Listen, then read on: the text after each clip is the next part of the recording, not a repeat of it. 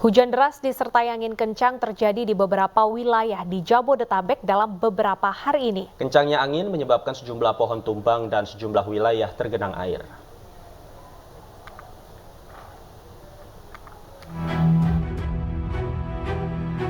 Pohon teropong dengan tinggi 20 meter di Jalan Kalibata Raya, Pancoran, Jakarta Selatan tumbang usai diterpa angin kencang saat hujan mengguyur sebagian wilayah ibu kota kemarin sore.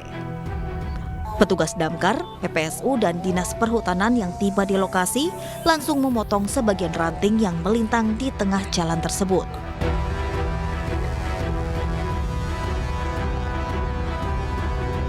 Pohon tumbang juga terjadi di parkiran stasiun Kalibata, Jakarta Selatan dan menimpa sejumlah motor yang diparkir di sana. Selain itu, kondisi pohon yang menutup akses keluar parkir membuat petugas bekerja ekstra untuk mengeluarkan kendaraan. Selain di lokasi lahan parkir, pohon tumbang juga terjadi di Jalan Kalibata Raya. Akibatnya, akses Jalan Kalibata Raya menuju Cawang non-tol tersendat.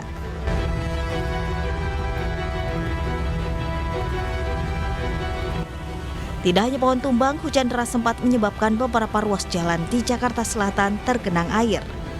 Di kawasan Kemang, Jakarta Selatan, genangan air mencapai ketinggian 60 cm.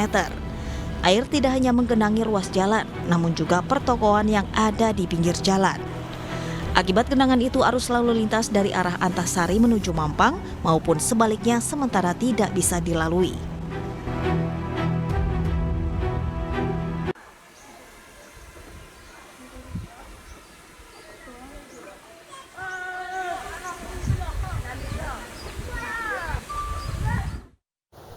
Dan pemirsa, untuk mengetahui sampai kapan cuaca ekstrim melanda dan apa yang harus dipersiapkan warga, sudah bergabung bersama kami Deputi Meteorologi BMKG Guswanto. Selamat sore Pak Guswanto. Selamat sore Mas Davi. Ya Pak Guswanto, ini beberapa hari ini kan hujan sampai menyebabkan beberapa wilayah di Jakarta tergenang. Sampai kapan prediksinya Pak, hujan lebat ini masih akan terjadi? Prediksi hujan lebat sampai saat ini kita prediksi sampai kira-kira Maret maupun April 2023. Karena ini kan sebenarnya terkaitan dengan adanya musim hujan yang sudah masuk di beberapa wilayah Indonesia. Saat ini sudah sekitar 61% ya wilayah Indonesia itu masuk musim hujan. Dan nanti puncaknya kita perakirakan itu di bulan Desember 2022 ataupun Januari di 2023. Demikian Mas Davi. Bapak, untuk tahun ini, saat ini jika dibandingkan dengan tahun lalu, apakah intensitas hujannya jauh lebih ekstrim daripada tahun lalu? Baik, kalau terkait curah hujannya sebenarnya tahun lalu dengan tahun ini itu sama, artinya sama begini. Sejak tahun 2020, wilayah Indonesia itu dipengaruhi La Nina.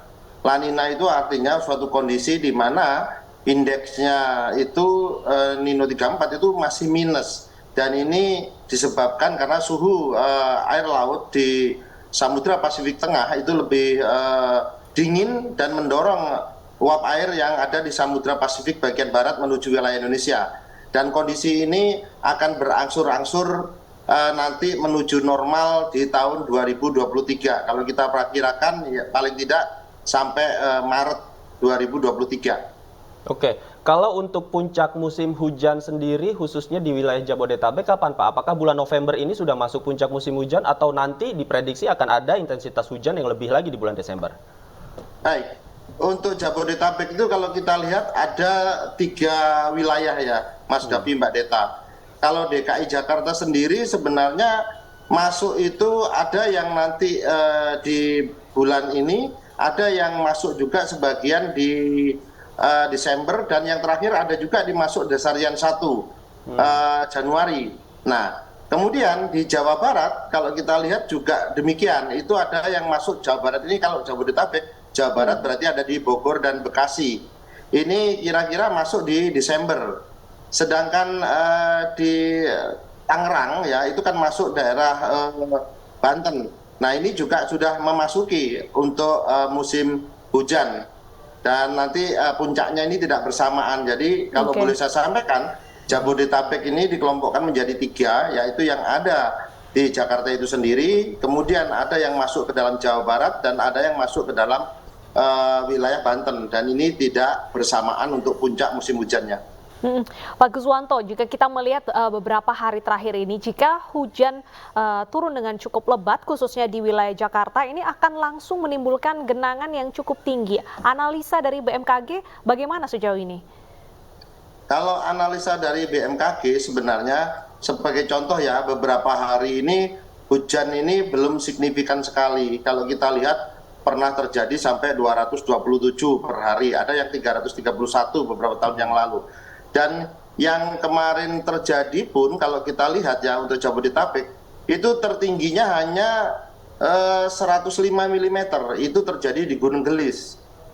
Katulampa 102, dan menuju ke Jakarta. Di Jakarta itu paling tinggi kemarin kita lihat ya, itu adalah sekitar 53-an, di bawah 60 lah, masih 60, di bawah 60 mm per hari yang kemarin terjadi ya, ini dari kita. Nah, sebenarnya masalah genangan air ataupun banjir itu tidak sepenuhnya karena oleh curah hujan. Curah hujan itu hanya sebagai salah satu faktor yang men-trigger untuk terjadinya genangan air, banjir maupun longsor ya. Sebenarnya yang lebih kita perhatikan adalah bagaimana air itu setelah jatuh di permukaan bumi mengalir, meresap dan menguap. Nah, yang kalau di sini terhadap bencana hidrometeorologi tentunya mengalir atau yang meresap. Itu yang perlu diperhatikan. Oke, Pak Guswanto, untuk bulan November ini sendiri, apakah curah hujan yang nantinya akan turun di Jakarta ini juga akan disertai oleh angin yang kencang dan juga petir, Pak? Kalau berdasarkan perakiraan BMKG ya, kita memiliki perakiraan harian, perakiraan mingguan, dan perakiraan 3 harian. Nah, Jabodetabek ini terkadang seperti kemarin, Jabodetabek memang kita indikasikan ada angin kencang, yaitu sekitar 22 knot ya, itu akan bertiup. Nah, kemudian untuk saat ini dari analisis ketinggian 3.000 feet, itu Jakarta itu sekitar 12 knot. Jadi sudah mulai menurun.